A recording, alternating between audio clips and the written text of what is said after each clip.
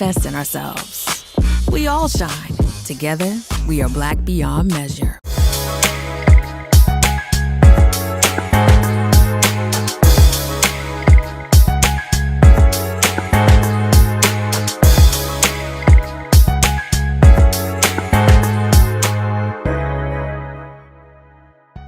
I'm Deborah Owens, America's Wealth Coach, and it's time to get wealthy. You're going to learn exactly what you need to know and do to finally achieve the level of financial success you desire and you deserve. Gas prices, food, everything is at an all-time high, and that's because inflation is making prices go up. And in addition to that, a recent study by JP Morgan shared that many people in the second half, they expect more of their debt to increase. So what can you do to actually cut your expenses so that you don't have to take on more debt? Well, I'm excited because joining us today is someone who paid off over $100,000 in debt. And she's going to share exactly what you need to do to take ownership of your financial success during these trying times. But before we get started, here are the 3 things that they don't want you to know about debt. First is, debt really is like having a hole in your wallet. The second thing is, they've made it even easier with these buy now, pay later apps at the point of purchase. And then thirdly, and lastly, mastering your money is the way that you achieve true financial freedom. And that's exactly what our guest today has done herself. Lynnette Cox is a personal finance expert and author of more than 15 publications. She also has had a New York Times bestseller, Zero Debt, The Ultimate Guide to Financial Freedom. And that's why I'm excited to have my fellow financial freedom fighter and money coach, Lynnette Cox. Welcome to Get Wealthy. Thank you so much for having me. You know, I was looking forward to this conversation. Well, what I love about you, Lynnette, is that you have been so transparent about your own journey. And so I'd love if you could just begin by just sharing with our audience just a little bit about this more than 2 decades of your expertise in personal finance and expert, CNBC, Wall Street Journal. Tell them a little bit about yourself. Well, from a professional standpoint, yes, my background before I owned my financial education, literacy, and consulting company was as a financial journalist. So I did work for Dow Jones and Wall Street Journal for 10 years. I was a CNBC correspondent. I was actually a Wall Street Journal reporter for CNBC. I spent years in the media working for Associated Press, Fox, the 10 o'clock news in Philadelphia, and the Philadelphia Inquirer. So my background was actually as a journalist, but it was really when I kind of parlayed my journalism skills and started working for Dow Jones that I got to do what I call kind of like financial boot camp. Because when I was a reporter at Dow Jones, I was covering Wall Street. And so I would write about the brokerage business, write about the stock market and what was happening in the financial world. And I started interviewing thousands and thousands of financial experts, stockbrokers and traders, money managers, certified financial planners. And I was always asking them about what worked, what they told their clients to do, how they made their money, and honestly, even the stuff that their clients did wrong, mistakes that they had made.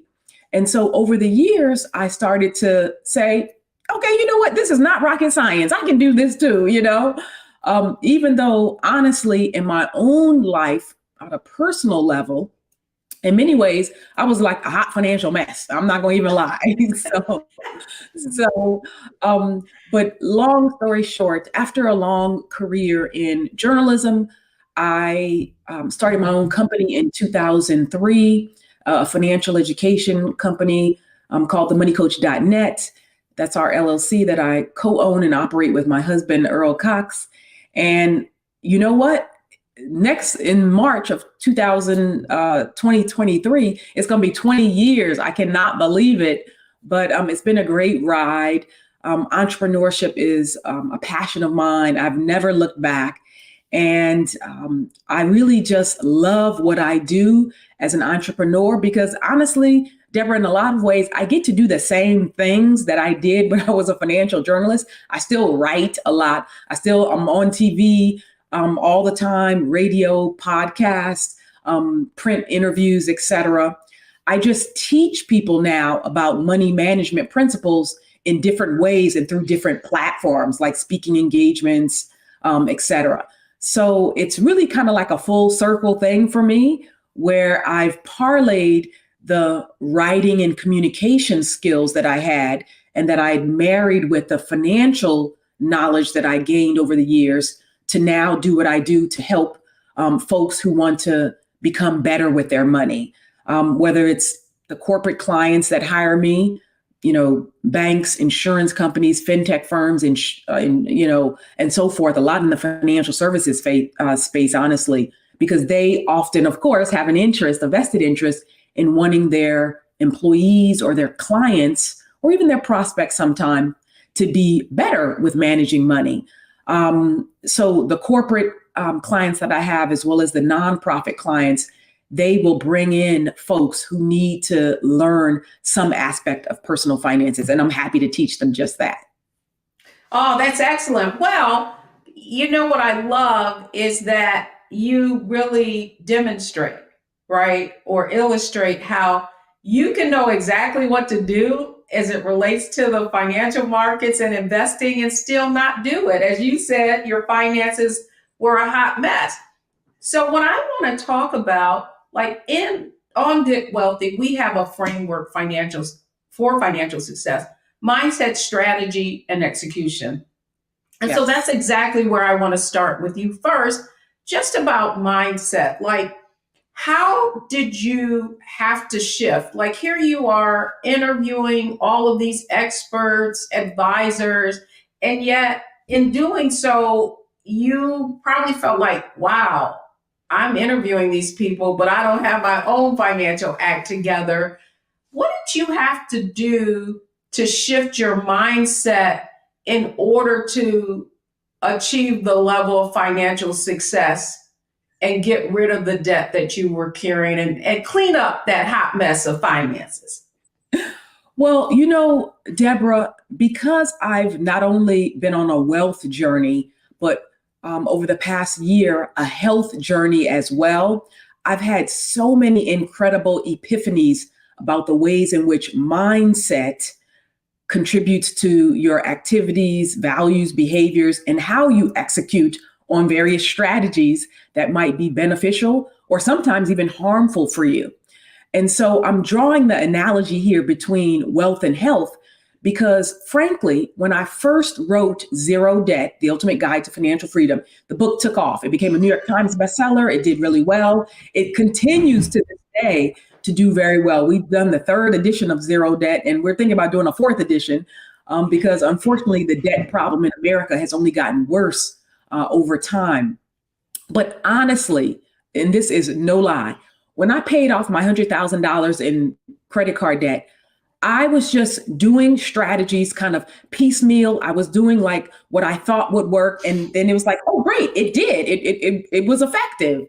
And then I was like, I should document this. I should explain how I got out of debt and what I did. And so I wrote Zero Debt as kind of a 30-day action plan to help people to jumpstart their efforts to get out of debt. But what I've learned since then, girl, is that if you don't have the zero debt mindset, you're going to go right on back into debt, okay? So it's easy, quote unquote, it's easier, certainly, to get out of debt. It's way, way, way harder to stay out of debt. And that's where the mindset comes in. So again, as an analogy, I moved from the East Coast, from Northern New Jersey in 2019. I said, I want a change of lifestyle. I want a better quality of life. I want a cheaper cost of living. I want to have an outdoors type of life so I could be more active and get healthier. I moved to a community that gave me all of just that. Well, in 2019, I immediately hit it hard. I joined a gym. I joined Lifetime. I did this. I got a trainer. I did this thing called the 60-day challenge that Lifetime offers. Long story short, again, I ended up winning this whole national competition, beating out like 20,000 people all around the country for my weight loss and my efforts over this 60-day period. And it was like, woohoo, great. I did well. But guess what, Deborah? In 2020, and then in 2021, I put the weight right back on and then some.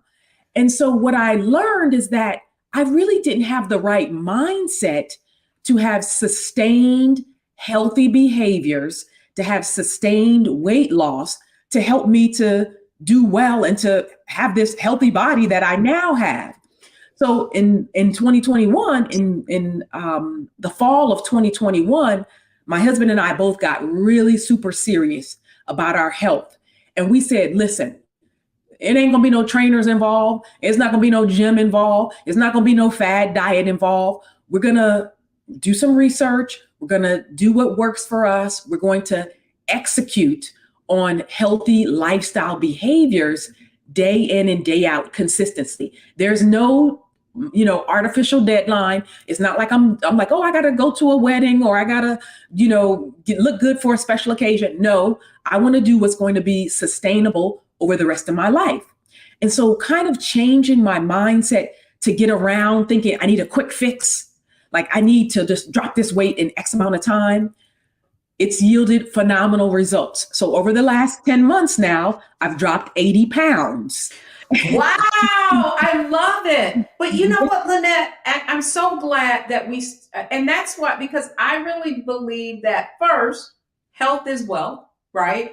Absolutely. And I also believe that so much of what we want to acquire, change is an inside job, whether it's wealth, and you talked about the fact you can pay off all those debts, but if your attitudes, if your beliefs, and if your behaviors have not changed, then you're going to revert back to what you always did because it's habits, right? Like if you have a habit of spending and you're going to accrue debt.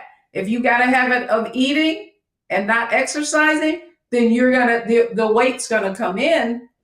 And so I love that we started there, because at the end of the day, one of the things I talk about in A Purse of Your Own is you got to have a wealthy lifestyle, right? And make sure that your environment, right, supports what your outcomes are. And also that, so often we'll make these, to your point, great accomplishments over the short term. And I remember when you won that challenge, you were so excited. And so that's where I want to go next.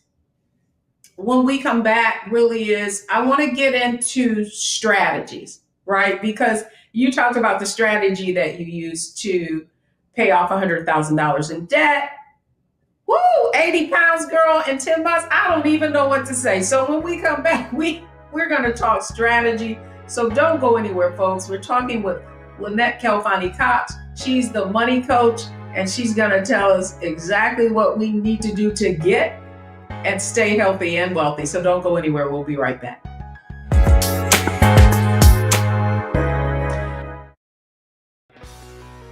Let's be honest. As successful women, we're crushing it. Maxed out 401k and Roth IRA? Check. Aggressive savings and investments? Check. Yet, the freedom our success was supposed to buy can leave us stuck on the six-figure hamster wheel, watching retirement slip further down the road. There's another way. Get coaching courses and community at wealthyu.com. When we invest in ourselves, we're investing in what's next for all of us. Growing, creating, making moves that move us all forward. Together, we are Black beyond measure. When you talk about blackness, and what happens in Black culture.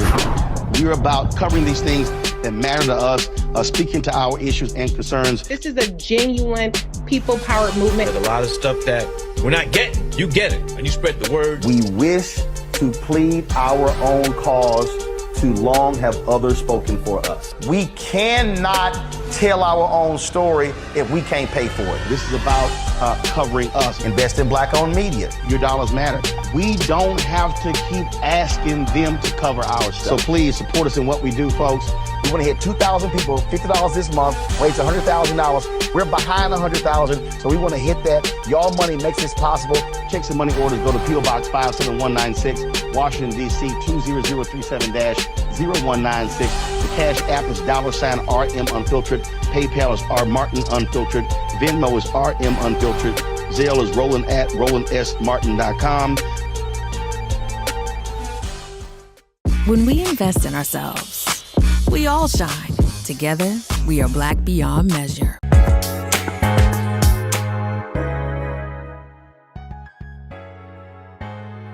Welcome back, everyone. I'm Deborah Owens, America's Wealth Coach, and I'm so excited to be having a conversation with you today about debt and the things that you can do to really, in spite of these volatile times that we're in, inflation going up, prices going up, what you can do to not fall victim to putting yourself in financial disarray. So joining me today is the amazing Lynnette Kelfani-Cox. Our money coach is here to give us all we need to know about how, in spite of prices going up. And so that's where I want to start with you in terms of strategy. Lynnette, here's what we see. We see that prices on just about everything has gone up in terms of whether it's food, whether it's gas, we're spending more money. And if you add to that, we've got a number of different things to take our money away now. Before you pulled out your credit card, but now you're online and you get these little apps that say, oh, you can pay over 4 payments or whatever. Let's talk about strategy. First, let's begin with the strategy that you use to get out of debt, because I think that's where a lot of people are. So this is a great segue and a transition, because we talked about part of the mindset should not be on quick fixes or on anything that is not sustainable. And that translates into strategy.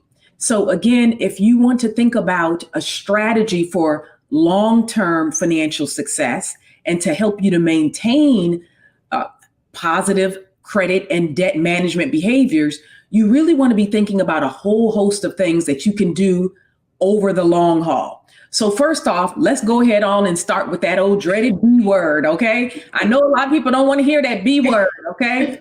The budget, okay? Okay, just think about it as a spending plan of action, okay? It's not a 4-letter word, okay? Really, first, in terms of making sure that you're managing your debts wisely and eliminating debt, you have to understand what's going on with your budget. And again, when I say a spending plan of action, I look at a budget as an empowering tool because it gives you so many benefits. It helps you to manage your cash flow. It helps you to have clarity about your finances and to know exactly where your money is going. It helps you to assess whether or not you are deficit spending, and you don't want to be doing that because you want to be making sure that your expenses are less than your take-home pay.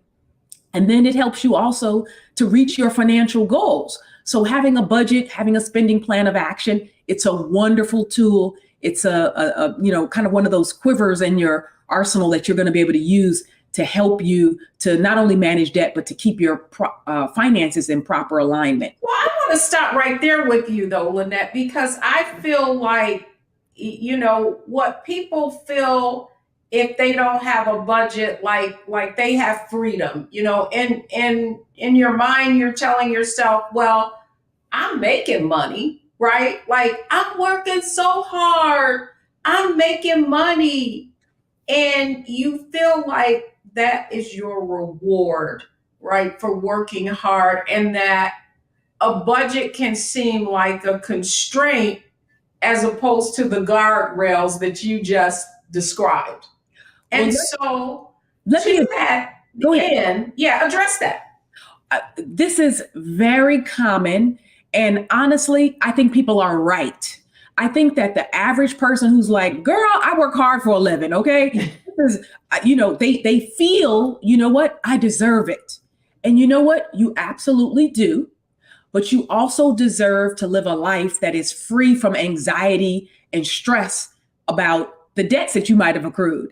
So part of what I tell people is when I'm telling them about making a budget, I have a different approach than most folks who are telling you to budget.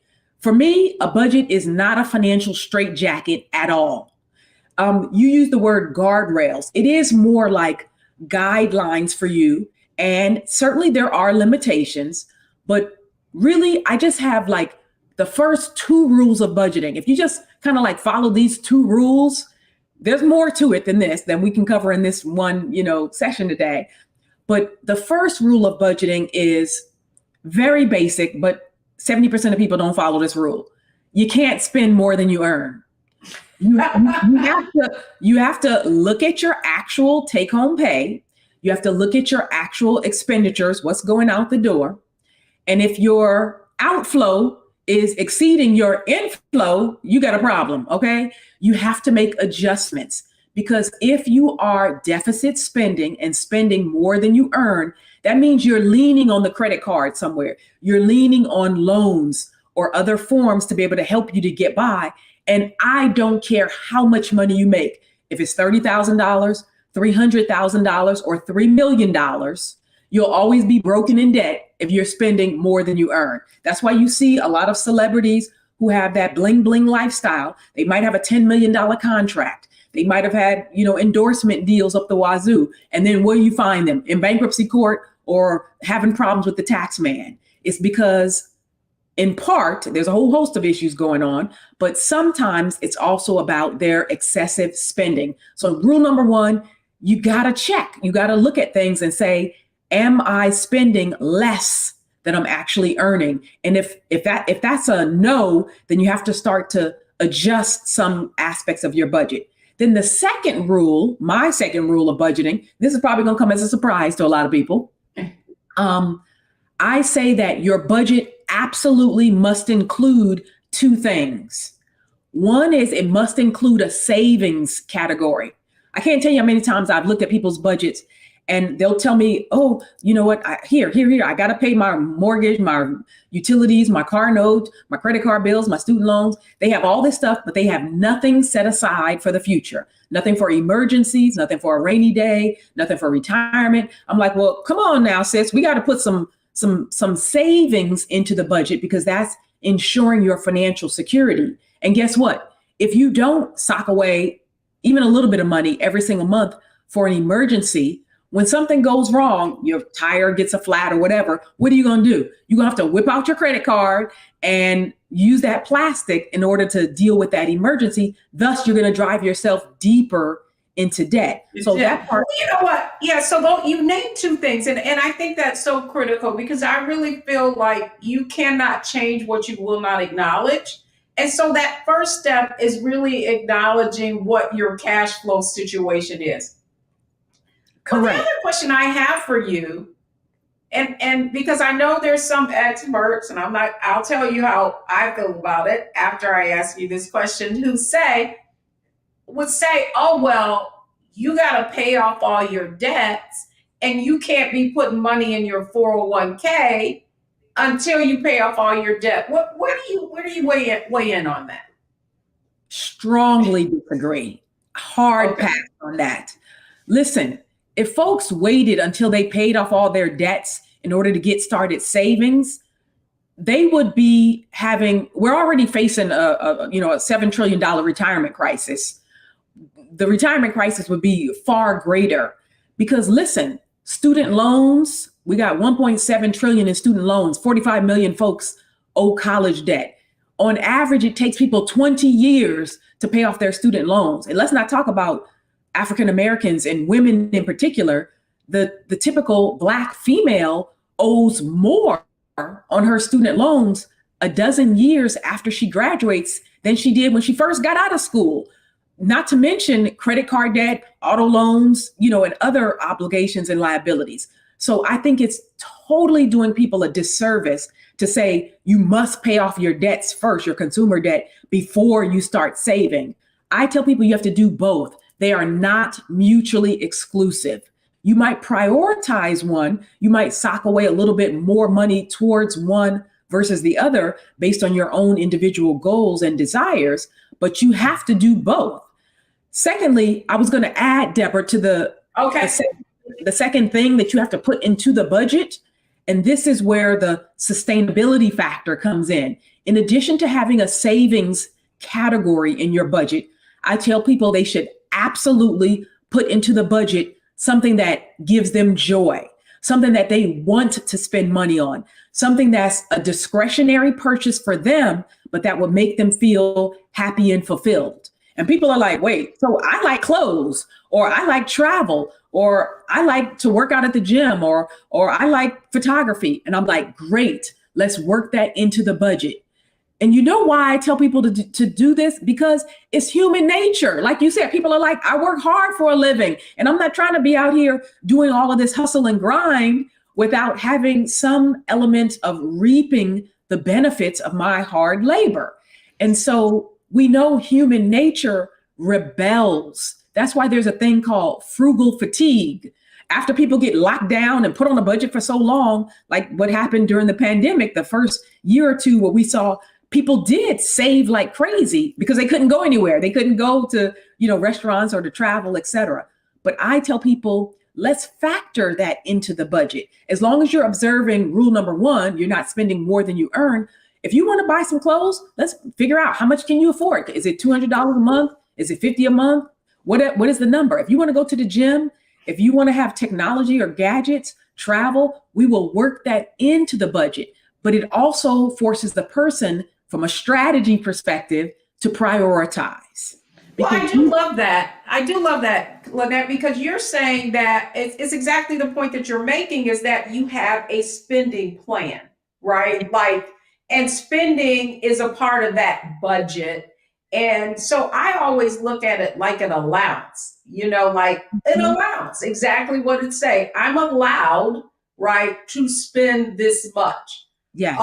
But I do think that going back to mindset, while we're still in strategy, I feel we need to hear a strategy for changing that mindset. So, girl, you paid off $100,000 in debt. You lost 80 pounds. What strategy did you use to change your mindset, your beliefs, your attitudes, and your behaviors? So one of the biggest sort of epiphanies and strategies for me was that I was only going to do things that were healthy for me in the long run. So I would basically say, does it help or hurt? So now, when I think about my choices for my spending, whether or not I'm going to use a credit card, the investments that I make, et cetera, obviously when you're investing, you're expecting a return, right? But when you're spending, you have to think about it. Is this helping or hurting my finances? And if the answer is hurting, then that's a deeper thing to unpack. Because that's about, why are you consciously or continuously doing things that are hurting yourself, are hurting your own? You know what, Lynnette, I just had this epiphany, and that is, it's from a mindset perspective, it's really about your self-awareness, right? In Wealthy, we call that a wealth mindset. And you describe it perfectly, because it's, don't let what you want right now stop you from achieving what you really want most. And really, if you think about it, anything of value takes time. So really having a wealth mindset really is about you asking, for every choice that you make, what is the long-term benefit of the action that I'm taking now? And if it doesn't make me better off or create value in some way, then it's not taking me in the direction that I want to go. Love that. And because that's where, go ahead, I'm sorry. And Deborah, I was going to say, and can we take it one step further? Okay. when you said self-awareness, it absolutely is recognition of self-awareness. But can we take it to self-love? Because now you've gotten, okay, say you had this clarity, this come to Jesus moment, this aha awakening, and you're like, oh, okay, if these things that I'm doing are harmful to me, why would I keep doing that? If now you're aware of the behavior, if you really want to nurture yourself, nurture your finances, nurture your body, nurture relationships, nurture your garden, okay? You got to tend to it. You got to show it some love. You got to love on it. And I read something, I was going to post this as a quote, I don't know where, anonymous author. It said, consistency is the highest form of self-love. And I was like, oh, if that is not a word, because that's what you have to practice, consistent, proper behaviors in your financial dealings, in your health dealings, if you want to show your self-love and if you want to have a positive outcome. So yes, you go from self-awareness to self-love to saying, you know what? I do deserve to have a rich and abundant life. I do deserve to be healthy and energetic and strong and to feel good about myself. So what are the steps? How do I back into that? But I'm telling you, it's a lot to unpack because sometimes deep down, we don't feel we deserve it. We have, a lot of baggage and mixed messages and a lot of antiquated sometimes beliefs that we're holding on to. Like somebody will say, rich people, they're all scams. They had to do something to get over, or, they might say the expression filthy rich. So subconsciously, we might associate wealth or being rich or having an abundant life with somehow negativity, or that you were, bad to other people. We don't associate it with largesse or generosity or kindness or what we can do with the money to create a better world. And so it's a lot to unpack, but certainly it is a lot to unpack. And Lynnette, what's so interesting is if our viewers watch some of our other segments, this thing comes up over and over again. And it really is about those limiting beliefs. And particularly in the Black community, this whole concept of that wealth is bad. You know what I mean? When you said filthy rich, it was just like, wow, that so describes how people feel. And so sometimes you're disconnected, right, from what you know to be true and what you believe, right? So if you believe you can or you believe you can't, you're right, because it is a belief. So when we come back, I want to talk to you about execution, because clearly the ability to achieve the outcomes that you have, paying off $100,000 in debt, but you were honest with you. You were like, yeah, but you know what? I had changed my mindset, but now you've taken off 80 pounds, right? In a very short period of time. And to your point, it needs to be sustainable. So when we come back, I want to talk about execution. So you've learned a lot from Lynnette Calfani around health, wealth, paying off debt. When we come back, I wanted her to share with us exactly how you can take these concepts that we're talking about today and execute on them. So don't go anywhere. We'll be right back.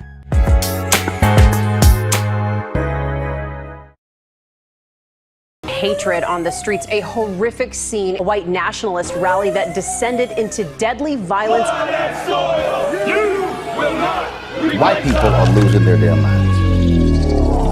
As an angry pro-Trump mob storms the U.S. Capitol, we've seen shooting. We're about to see the rise of what I call white minority resistance. We have seen white folks in this country who simply cannot tolerate Black folks voting. I think what we're seeing is the inevitable result of violent denial. This is part of American history. Every time that people of color have made progress, whether real or symbolic, there has been what Carol Anderson at Emory University calls white rage as a backlash. This is the rise of the Proud Boys and the Boogaloo Boys. America, there's going to be more of this. Here's all the Proud Boys, guys. This country is getting increasingly racist in its behaviors and its attitudes because of the fear us white people. The fear that they're taking our jobs, they're taking our resources, they're taking our women. This is white fear.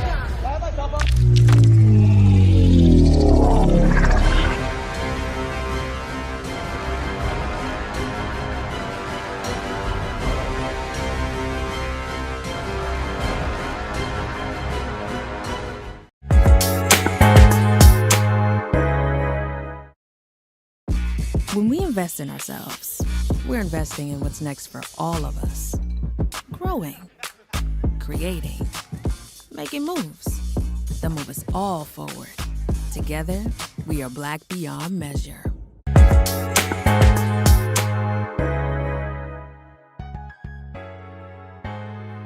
I'm Deborah Owens, America's Wealth Coach. I hope you've been enjoying my conversation with Lynnette Kelfani-Cox, the money coach, on the things that you can do to really take financial control. So we talked about mindset, we talked about strategy. Now we're going to talk about execution. So Lynnette, I want to talk about now how we actually take some of the concepts that you've conveyed to us and take action. And so let's go to the whole execution of paying off debt. Now, I've heard, a couple of different methodologies, the snowball method, the avalanche method. Talk to us a little bit about, if you're somebody who has significant debt, what approach would you use to paying it off? So I want people to think about the debt payoff options that they have in a big picture way. First, to think about baby steps, about substitutions, and to think about options. So let's kind of dig into each one of these. So first, on the baby steps front, and again, frankly, this applies to debt as opposed to just like it applies to health and wellness. So sometimes people dig themselves deeper into a hole because they're thinking, oh, well, I already got $10,000 in debt. Let me just go on and charge this trip. What is another $1,000 difference difference is going to make? But you know what? Warren Buffett, the billionaire investor, he said, if you find yourself in a hole, step one is stop digging. Okay. So like if you're in a quicksand pit, you don't just keep going like this and just like digging yourself further into debt. You have to stop digging yourself into debt. So when it comes to baby steps and you're paying off the debt, sometimes people don't realize that little by little, chipping away is just as good. So every time you decrease your debt, you actually increase your net worth and your wealth. So too often, there's a disconnect. People think that wealth building is only, I'm able to save, I'm able to invest, I'm able to buy an asset like stocks, bonds, mutual funds, or real estate. Well, certainly asset accumulation is one way that you increase your net worth, because that's the first part of establishing your net worth, is to take a tally of all of your assets. But then you subtract your liabilities or your debt in order to ascertain your net worth. So anything you can do to decrease your debts, that's actually boosting your net worth. So if you're knocking out $50 a month, and that's what you're knocking off of those credit card bills, or paying an extra $100 a month towards your mortgage, or extra $100 towards those student loans, all of that from an execution standpoint, it might seem like a baby step, but you're actually boosting your net worth and you're putting yourself on the right trajectory.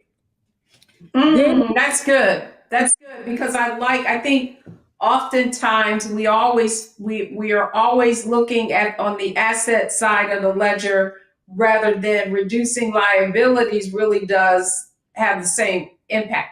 So that's why I want to go to this other question, because I do think that when we talk about strategies, people are always being presented with all of these quick fixes, right? Like, do this, take the 0% card and you can get rid of that debt. Then you've taken you no longer have it and you still have that credit line. But I wanted to get your opinion on, how do you feel about people getting debt consolidation loans? Meaning maybe they've got a lot of those high retail cards that are 26, 27%, and they can now get that reduced to 6 to 7% and have a time period through which they're paying it off, as opposed to, this revolving credit. What are your thoughts? So great question. And again, leading right into the other points I'm going to make about substitutions and about options, right? So substitutions, when you're in debt, a substitution is basically a form of swapping debt, right? You're kind of exchanging or swapping one form of debt for another.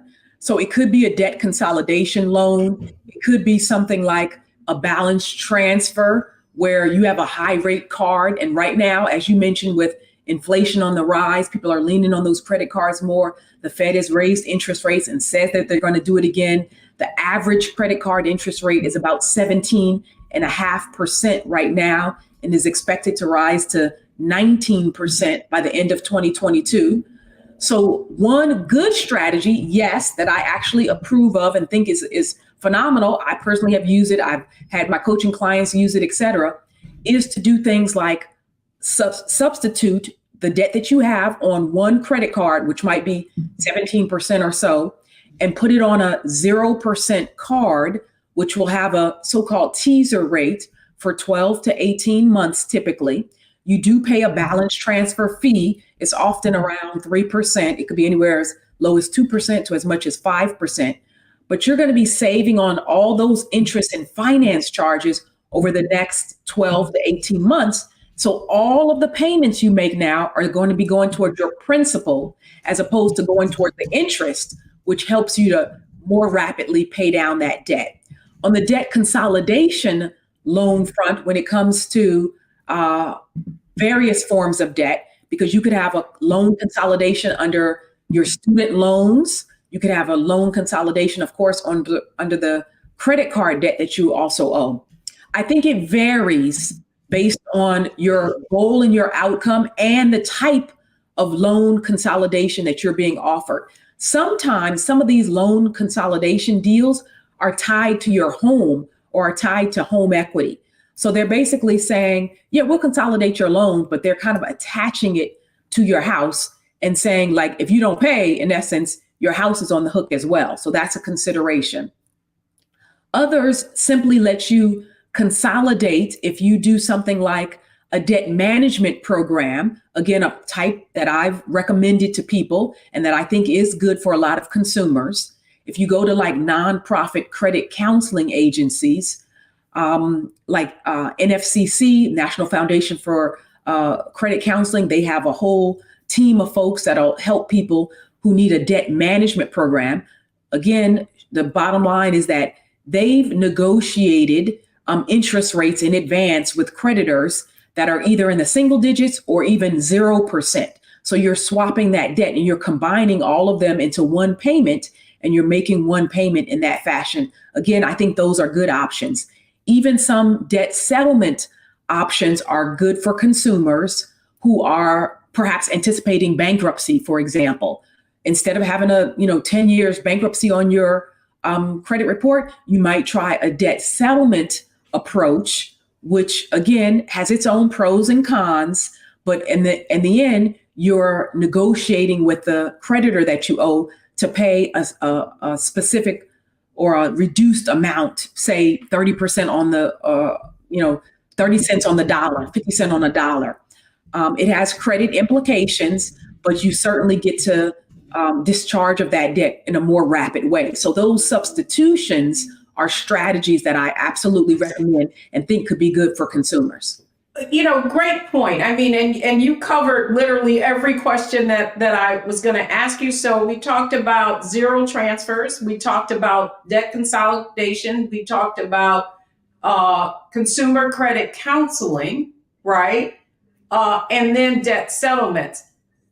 But I want to go back to something that you said earlier. And it's really that if you have not really attacked the beliefs around those behaviors that have you overspending, then you could find yourself in the same place. And I do know that for some people what will happen is when they clear those credit card balances, now they've got a zero balance on that line of credit, there could be a tendency to go right back absolutely into it, right? Because you feel like you've got a clean slate. So that's one of the things that I want you to address most of all with our audience is kind of what do you need to do to make sure that when you get out of debt, you stay out of debt?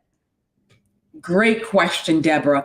And in my book, Zero Debt, I tell people that a lot of folks go into debt for what I call the dreaded Ds: downsizing, a death in the family of the main breadwinner, divorce, disability, or disease. If any one of those things happens to you, obviously your finances can be upended and you might have to whip out those credit cards. However, if you're thinking about doing something like taking out home equity and then using your home equity line of credit to pay off your credit card debt, I absolutely tell people to not do that as a strategy if they have not addressed the fundamental problem that got them into debt in the first place. So let's say that you got into debt because you lost your job and you couldn't pay your, credit card bills on time. And now you're like, okay, let me just use my home equity to pay off the credit card bills. Well, guess what? If you're still saying I'm unemployed, I still don't have a job yet, you're going to just keep running up those bills month after month, just like you just said.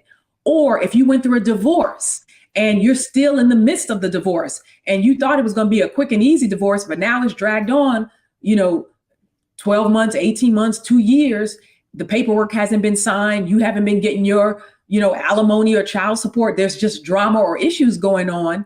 That issue has not been resolved. So you don't want to borrow or do a substitution and think that it's a short-term or a fast, expedient fix when really the underlying issue has not been addressed. Ditto for things like health, disability. But if you say, oh my God, I got into a car accident and I got behind on my bills because I couldn't work and I was laid up in the hospital, laid up at home. But now I'm able-bodied, I'm back to work, I have my full income, et cetera, and I just need to play catch up. If the situation has been resolved, then yes, I would say that it could be a prudent use of, say, home equity or another form to be able to wipe out those debts, get yourself caught up, and then pay off those debts and not go back into that problem again. No, that's great. And I think what you're saying is that it's kind of like situational, right? Yeah, very much. Oh, Lynnette, I know we covered a lot of ground today, but I do know that, and as you well know, because I've seen you being interviewed recently on just what people can do in these sort of inflationary times. And I would love for you to share with the audience. You mentioned zero debt, and how do they find out about the tools and resources that you have available to them to get their financial house in order? Well, I appreciate that. You let me do a plug here, so thank you for that. My pleasure. So first, I always point people to free stuff. That's my advice to folks, to try to get free anytime you can. I tell them about freebies and OPM, other people's money. So I would encourage anybody who wants more information to first check out my free financial advice site. It's askthemoneycoach.com. So we have 26 categories of personal finance on there, over 1,600 articles, a ton of videos, and just content from me, probably answering pretty much any question you could have thought about on the personal finance front. Separately, I have a video-based platform called moneycoachuniversity.com, where people can go and they can get my coaching delivered through video format. It's at scale. It's you do it asynchronously on your own time, in other words. And some of the courses on there are free, actually. Most of them are actually paid. So that's another way that people can connect and engage with me. Of course, I offer a one-on-one coaching to a select group, a few number of clients as well. But then I'm on social media too, just giving my advice. and Facebook, Twitter, LinkedIn, Instagram, just all of that stuff. Podcast, media, traditional. Yes. So we'll make sure that we put all of your social media handles on Twitter, LinkedIn, Facebook. You probably TikToking it too, girl. No, I haven't got to TikTok yet. Y'all not gonna find me dancing on those milk crates. No, not yet. No. Not the music and the pointing. I love it. Well, Lynnette Calpani-Cox, the Money Coach, we're so grateful that you came on to share with our audience how they can get wealthy, but more importantly, stay wealthy. Thanks so much for coming on Get Wealthy today. My pleasure. Awesome. So when we come back, what are the 3 takeaways that you need to have gotten from this show? Don't go anywhere, folks. We'll be right back.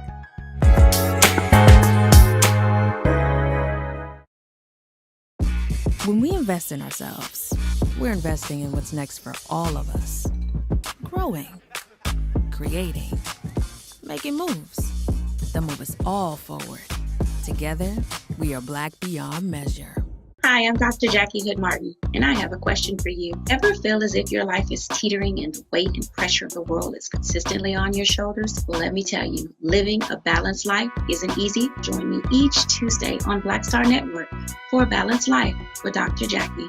We'll laugh together, cry together, pull ourselves together, and cheer each other on. So join me for new shows each Tuesday on Black Star Network, A Balanced Life with Dr. Jackie.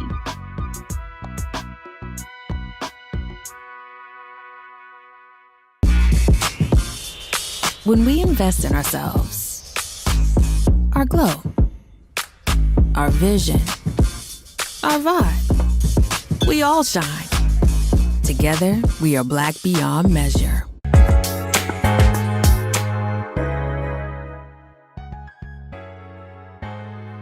I hope you have enjoyed our Get Wealthy segment today. It's been all about you tackling your finances in spite of these volatile times. But here are the 3 takeaways from today's show.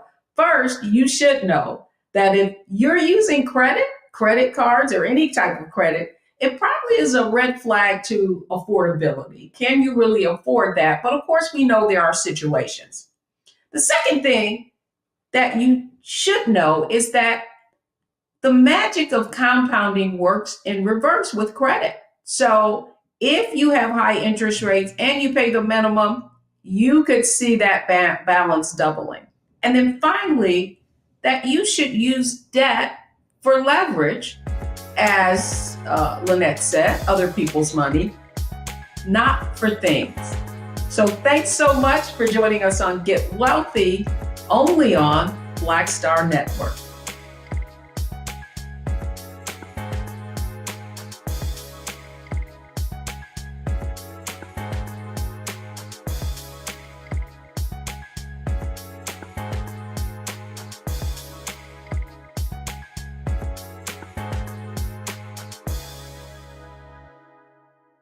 When we invest in ourselves, we all shine.